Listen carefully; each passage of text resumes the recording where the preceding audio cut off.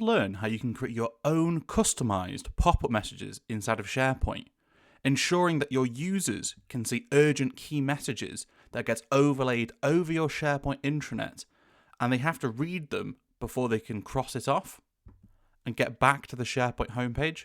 If so, watch the rest of this video to understand how you can deploy this yourself. Hello, and this week I'm going to be looking at a product from a company called Apps 365. This is a product called Power Popups, and it is essentially a SharePoint web part that you can install onto any SharePoint intranet, and it will allow you to customize pop-up notifications that appear to your end users to get in front of them so that they can see a really important message before continuing on to view the rest of the intranet. So I thought this was a really useful product and I wanted to share it with you. So stick around to not only discover the features of this product, but also how you can deploy it yourself. So after the last 15 years that I've been working as a SharePoint consultant, I think one of the number one things that comes up time and time again from my clients is asking about how do I ensure that people have seen a key message? So something that's urgent that pops up. Now, we can, of course, out of the box SharePoint have things like carousels of news and show news in this kind of way.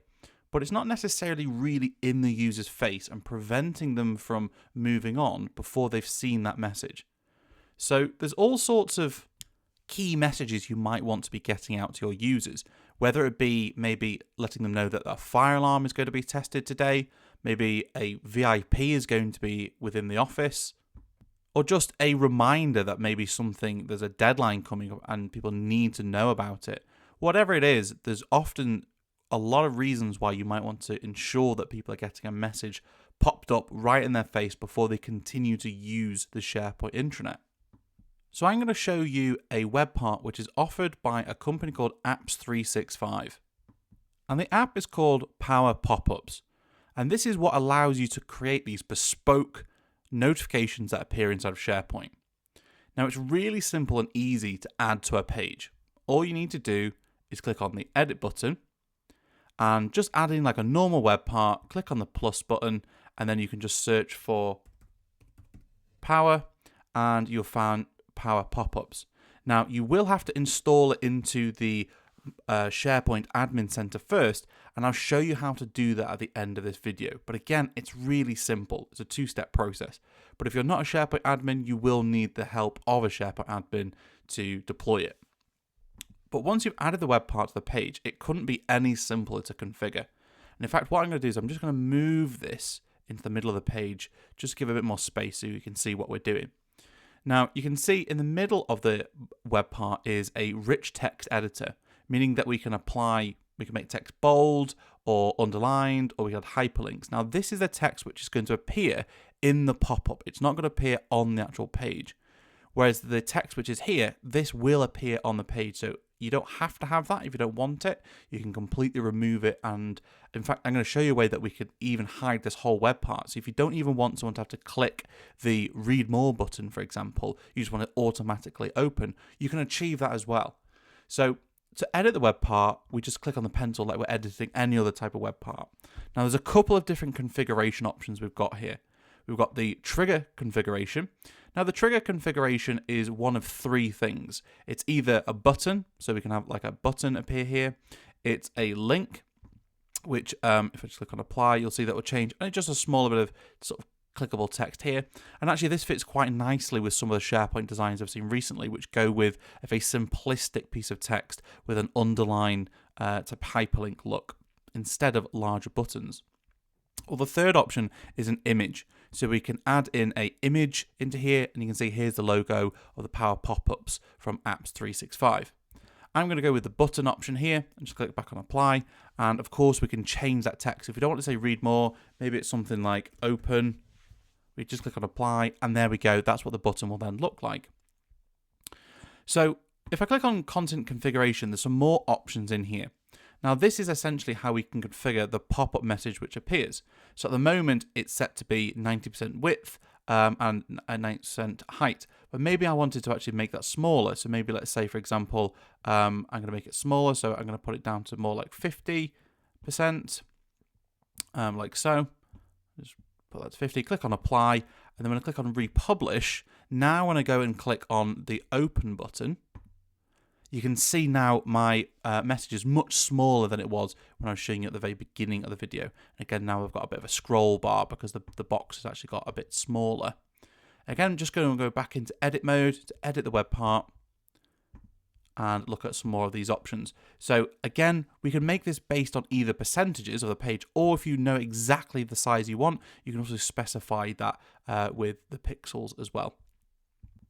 If you wanted the web part to appear with a border, you can select that and say yes. And what that'll do is it just put that little kind of shadow box around it. Now this does look really quite nice. So if you actually are going to have quite a large kind of space on the page, you can have that sort of shadow box to make it stand out from the rest of the page as well. So that is the spacing and the sizing.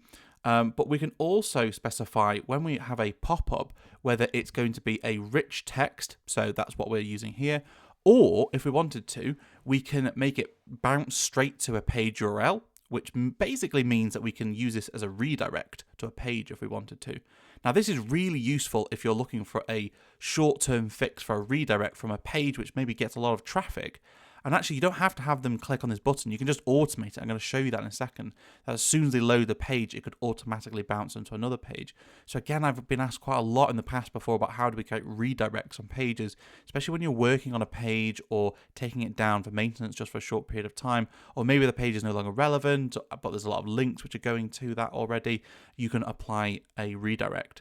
Or we've got this HTML editor. Now, HTML editor is really cool, but it is quite advanced. It's essentially where for developers, if they wanted to put in some HTML text to build out almost like a customized web page, they can do that using that HTML editor. Most people, though, if you're not a sort of codey code type person, you would want to just use a rich text editor to put in the text yourself through a nice little input like this. Next, we've got the overlay configuration. So this is where we can choose whether or not we want to have that overlay, that sort of darked out background, or even allowing the user to close the pop-up. So there might be scenarios where, as I say, if you're taking a site down for maintenance, you might want a pop-up message to appear, and you don't want them to be able to even get behind that to get to the page, because maybe you're working on that page in the background. So that is where you can actually choose to make sure that they can't actually take that pop down away. The other cool thing about this, and actually I've been spending a lot of my time this week playing around with this, but this overlay animation, there are tons of different animations. So when you load up the page or when you click on the pop-out, however the pop-out appears, you can add animation to it. So you can get it to sort of rotate and spin onto the page. You get it to sort of bounce down onto the page. There's loads of different options, and I must admit, I'm a bit sad. I've been playing around with all these different animations, but I really like this swing right kind of option, as it kind of looks like it kind of folds in from the right. I do like the fact that there is animation, because it does catch people's eye, and it does make it feel like it's intentional, rather than it just being like an error message which is popping up. So I do advise that you do have a little play around with animations, find the one that you like the best, and then apply that to your pop-ups. Whoops, that was the wrong button. So now I'm going to click on the pop-ups configuration option. Now, this is where I was saying before, we've either got the option that you've just been seeing, where I've got a button to click to open the pop-up message, or I can select the auto open pop-up. Now, what this will do is it means that it'll automatically open when I open up this site. So I don't get a choice whether I open it or not. It's going to provide it to my face. Now, this is a really good option when you're trying to give people a message and you want to ensure they do not miss it. It has to come up on the page. They have to close out before they can move on to looking at the rest of the site. And the other cool thing I like about this is you can also schedule that pop-up. So rather than having to make sure that you do all this configuration of the web part right when you want it to go live, you could do this beforehand. So say, for example, you know that Monday next week there's going to be a really important announcement. Maybe there's going to be a VIP that's coming on site, and you want to make sure all of your employees know that. You can schedule that. So the week before, on the Thursday or the Friday, you could schedule that to say, okay, on this certain date at a certain time, it's going to start, so the pop-up message is going to appear, and then you can also choose when it's going to be taken down. So maybe at the end of the day, 5 p.m, you're going to take that message down. You can also choose to hide the pop-out trigger. Now, what that means is it will hide this web part. So you can hide that web part from users. So if you're going to automate this, and it's going to automatically open when you open the page, you will want to choose to sort of hide that. We can also choose to limit the amount of times a pop-up will appear. So let's say, for example, rather than spamming someone every time they come to the site, maybe we just say that we want to just show twice. We don't want to show it more than once. So we can set the maximum number of pop-ups, and we can also delay it as well. Now, I quite like just setting this to, for example, like just 1 second. The reason being is rather than if someone was going to a site and they loaded the page and automatically a pop-up would appear, you might just think, oh, I've come to the wrong place, and then you would leave the page. Whereas if you put a slight delay in it for 1 second, the user would see the page, realize they're on the right place, and then they'd be hit with a pop-up message to ensure that they've actually seen it. We can also choose to auto-close that pop-up if we wanted to, or redirect the user when they drop down that box. So I'm actually just going to apply this now and just show you what this looks like. So click on Apply, click on Republish, and now when it loads up the page, boom, there we go. Automatically, it's hit me with that announcement. And I can have this as an option if I wanted to come back and reopen it again if I wanted to, or I don't have to have this web part at all. But again, if I refresh this page, hopefully it will just automatically kick in, and there we go, boom, there's the announcement, and I can see the announcement before I close off the page. So I think that functionality is really important, and I think that the fact that we don't even need to click something for it to appear is super cool. So let's just quickly jump back in and look at the last of these features. So we've got things like inner content configuration. So this basically allows content to be animated, so we can choose that sort of animation of the content within it. But the other thing I really just wanted to show you before we finish up is this target audience.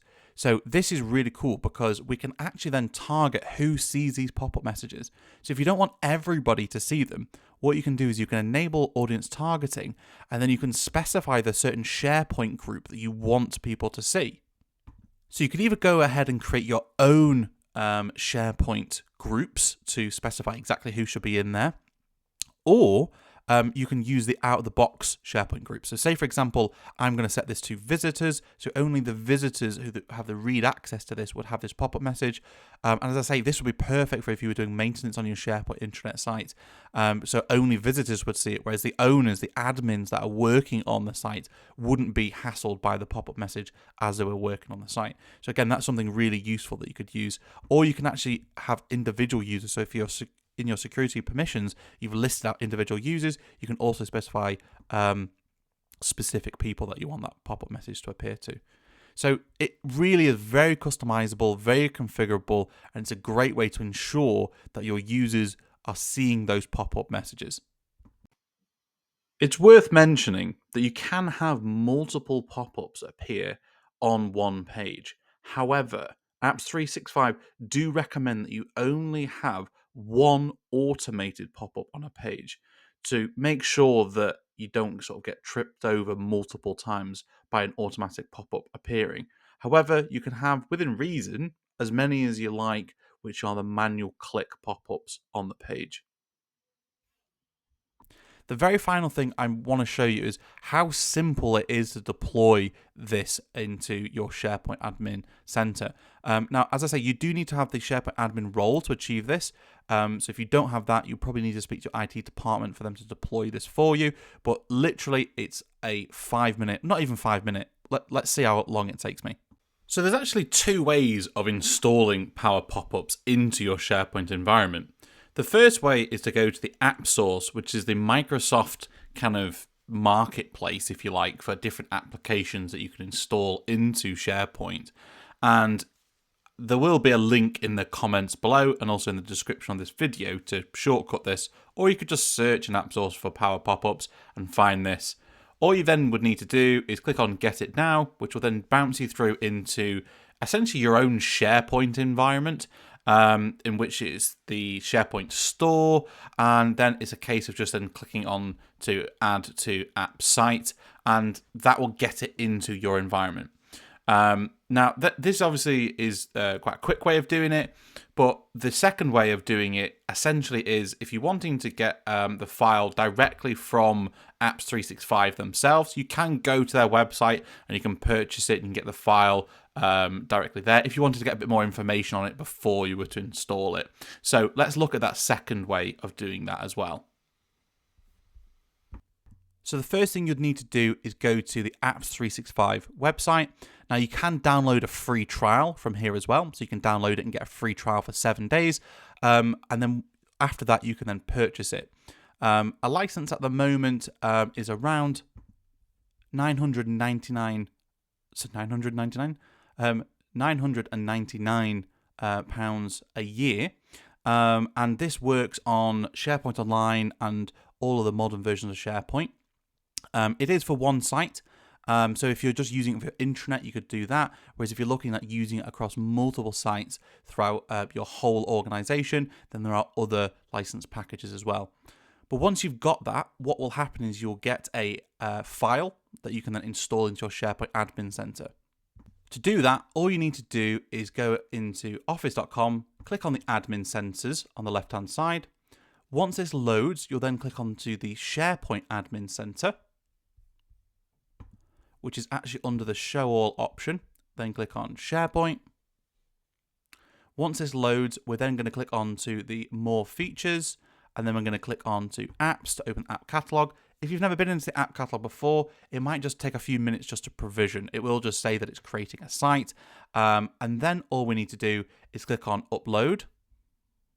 We select the Power Popups .sppkg file, which if it comes in a zip, just make sure you unpackage it first just to get this file out of it.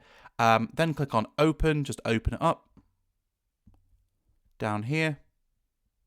And that's it. It will then literally just install itself. It'll say that it's enabled, and then it becomes available back in your SharePoint site for you to then add on to a page. Again, by clicking on the plus button, typing in Power Popups, and then that just adds the page. But as a reminder, only have one Power Popups per page, so it doesn't get confused and it's trying to load multiple things at once. You should really only have one pop-up per page. So I hope that was useful.